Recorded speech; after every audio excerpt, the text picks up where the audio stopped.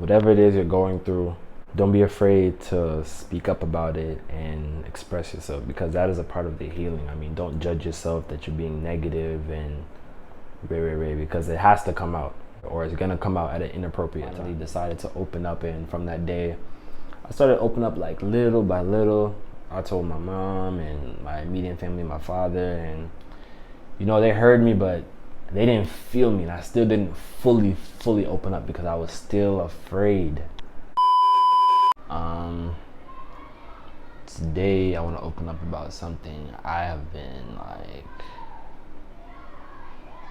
avoiding talking about. It's been in the pit of my stomach, literally just eating me alive for the past 5 or 6 years or so, and it's pretty deep, and I finally gathered strength to open up about it because I am finally healing from it. I'm claiming the healing, and I'm evolving into a whole new state of mind, and I know this message needs to be shared. Yo, this is Vayvonte. Welcome to the channel. Thank you for giving me your time and giving me your listening ear. I really appreciate it. And if you're returning, thank you for returning. I am 23. I'm a traveler. I love to travel. I'm a musician. I'm a creative. I'm an artist. I am a car enthusiast. I am many things all in one. And I want to share my story with you. I want to share a struggle. I have something that I want to share and something that I feel I need to share. I feel it's my responsibility. It's something I've struggled with, but I can confidently say I'm not struggling with it anymore, because now I know the direction I need to take to the healing. So yeah, right now I'm in Accra, Ghana, in my apartment. Africa for the Africans all day. Long story short, I was in Tanzania first, pretty much just backpacking, and I met a friend and we became business partners, and I'm working on a project with him, and I was invited to Ghana because he is a Ghanaian.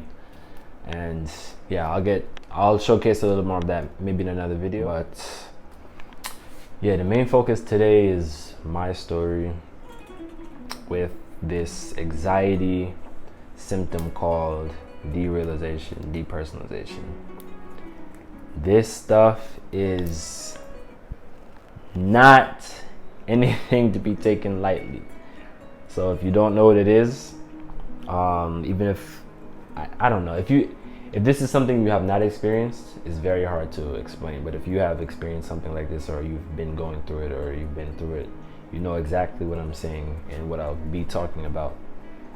And yeah, man, basically like derealization, depersonalization, yeah, it's an anxiety symptom, and it is the feeling of detachment from reality. That's the best way to explain it. It almost feels like you're living your life like in a video game, like your mind is just foggy, your memory feels a little foggy.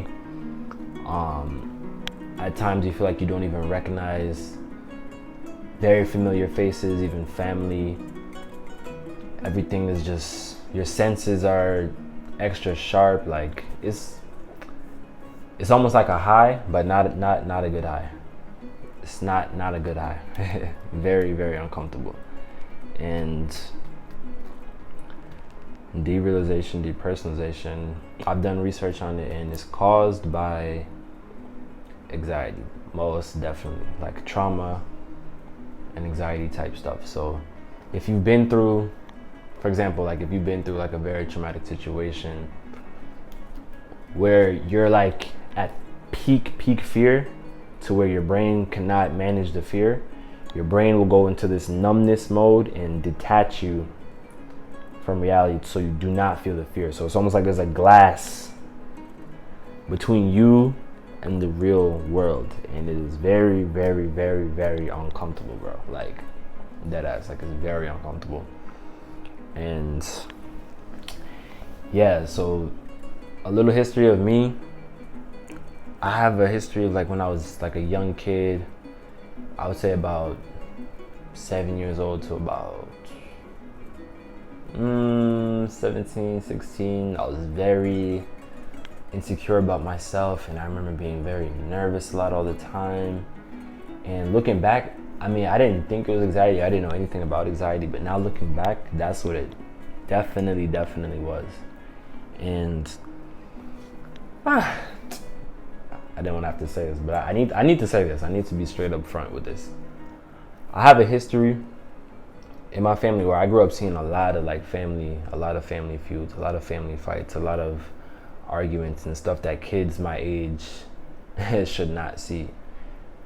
And a combination of all these things I've seen and everything I've been through, all the mean things said to me, and there was even certain times I was being bullied and stuff, and all of these things combined at some point in my life just, I guess, was too much for my brain to handle. So it just completely numbed out and put me into this very strange feeling that, man, I don't wish on nobody. I was 16 when this started. I was in high school living in New York. And I remember going to school one day just feeling like, yo, what, where am I? Everything felt so numb. I didn't know what was going on. I thought it was depression. I thought someone had drugged me. I mean, it was crazy. And I was so terrified to speak about it. I didn't want to tell my family. I didn't tell my brothers, no one. And I didn't tell anyone about this for 2 years. And all because of fear. You know, it was fear from being judged from my family, fear that they're gonna think I'm crazy, fear that I might have depression or something. It was a lot of ego mixed with fear. And I grew up in a family where it's basically looked down upon to have any kind of mental struggle going on. For example, if there's someone with depression, they'll maybe look down on someone with depression and say oh, they just get over it. Or I have a Jamaican background. My mom, my father are both Jamaican, so Jamaican blood. I grew up in a Jamaican household all my life. I'm fully Jamaican, but American, if you know what I mean. So, you know how Caribbean families stay. When it comes to stuff like that, they shrug it off. That's not something that's brought to the forefront in Caribbean families. So that was a big factor of it. And yeah, man, I was struggling with all this fear and all these intrusive thoughts. I didn't want to speak about it. I was scared. And even at the time, I was playing football for my high school team in Mount Vernon, New York, and this started happening mid-season, and it affected my performance, and it took away just my enthusiasm. It just drained me, because I'm constantly wondering what is going on with me. I was already kind of anxious all the time, and this made it even worse. It's crazy, man. It took away my enthusiasm.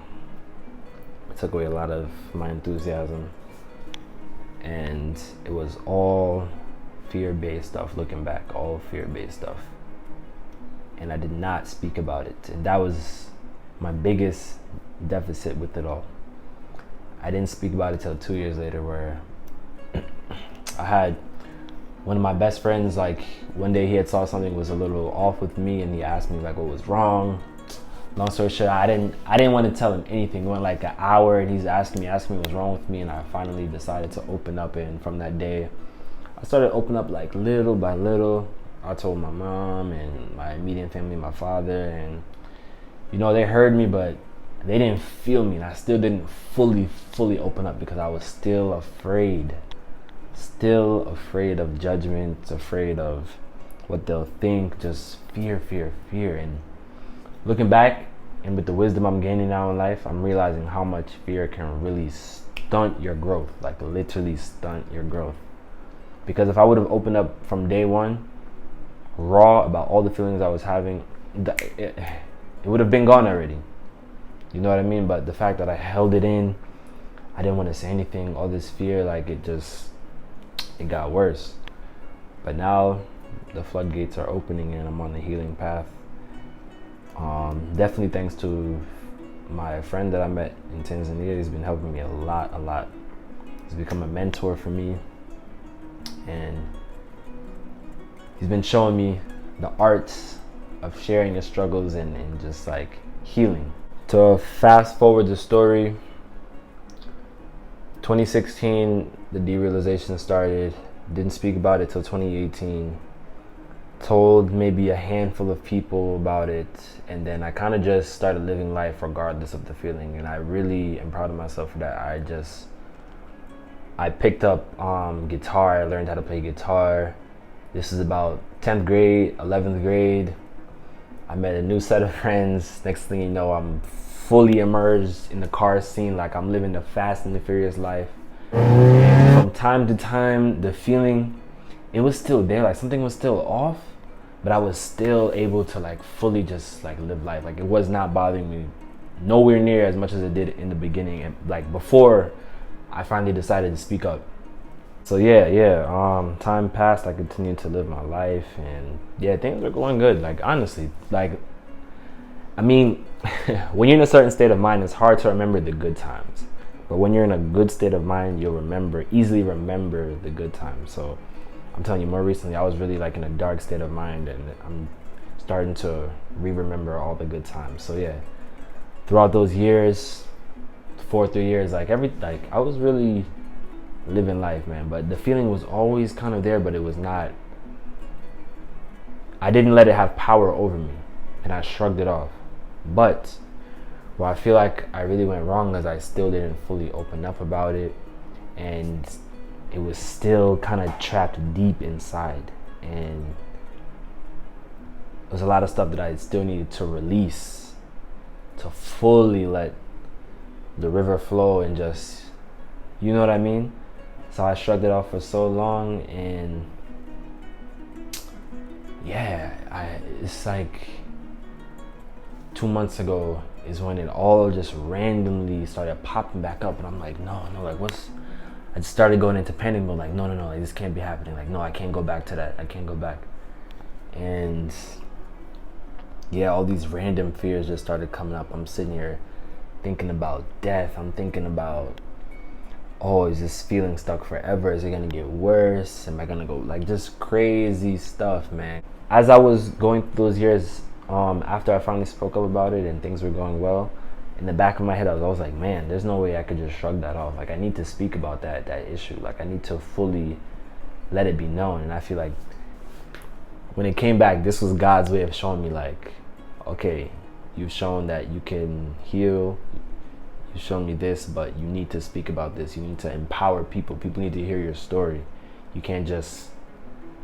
So that's why I say I feel like I'm called to make this video, because I can't shrug this off. This is something that really, something I really struggled with, and I need to share it because it'll help someone out there to hear my story and hear how I'm like improving and getting better. So yeah, basically I was introduced to a lot of biblical texts and stuff and all of that. And before, I wasn't really too open to reading the Bible and all that, because, you know, I was in like a strict Pan-African mindset, and I was anti this, anti that. And the more I matured, the more I realized, like, okay, there's nothing wrong with the Bible. I mean, there are stories about whitewash and blah, blah, blah, ray, but really and truly, there's a lot of healing words in the Bible that you cannot deny. And not by chance, by God and faith. I was in the Grand Canyon, Arizona a few months ago, and me and a friend, long story short, we discovered like an abandoned car, like a seriously abandoned car. And I just happened to stumble across a New Testament Bible. Like a week after I was thinking about, maybe I should start reading the Bible and see like what's the hype about. And I just stumbled across it. Fast forward a month later, I meet a friend who starts telling me more biblical stuff. I'm like, wow, man, why does the Bible stuff keep coming to me? I'm listening to certain reggae music, and these Rastas, like, they keep saying verses from the Bible. I'm like, yo, what is going on?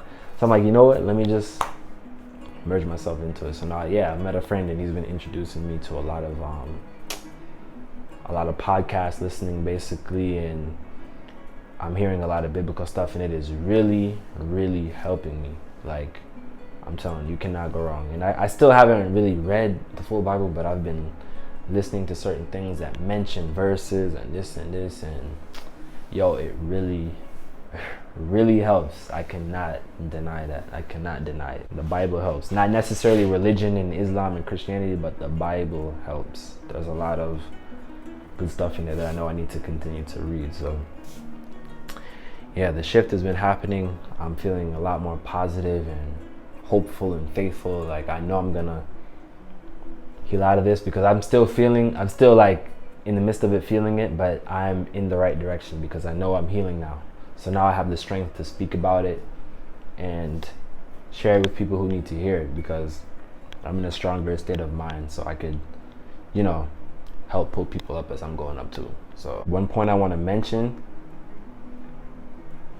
like, no matter like what it is you're going through, you really want to always hold on to some degree of faith in the back of your mind. Like, yo, no matter like what it is I'm going through, any dark place, you know, any loss of money, divorce, breakup, depression, anxiety, anything, you will come out of it, but you can speed up the process with a strong spiritual foundation.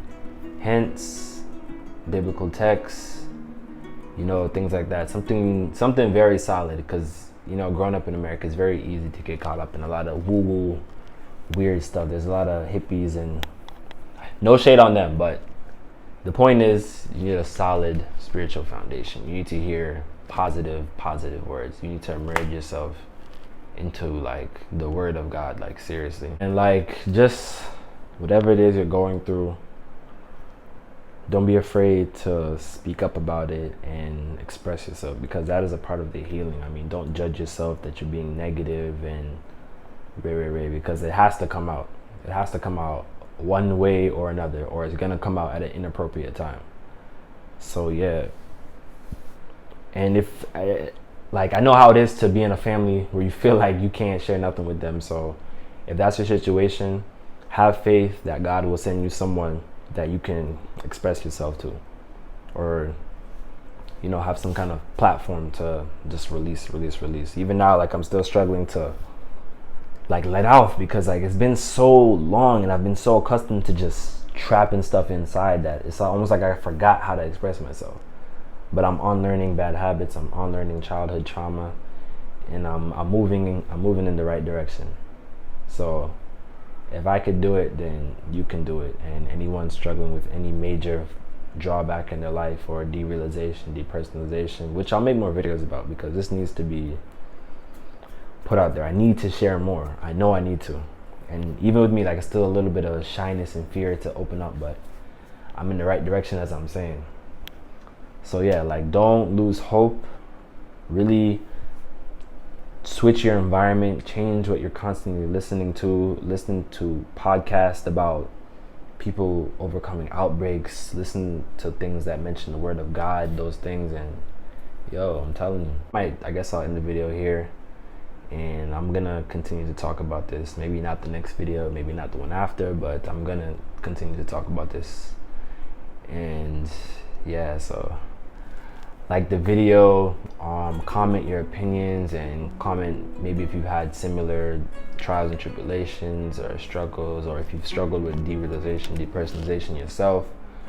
Just comment. We need to have a community. What's the word I'm looking for? Community is everything. Once you have a community and you guys are on a common mission, then that's like empowerment to each individual. So yeah, yo. Like, comment, share, subscribe, and yeah, till next video.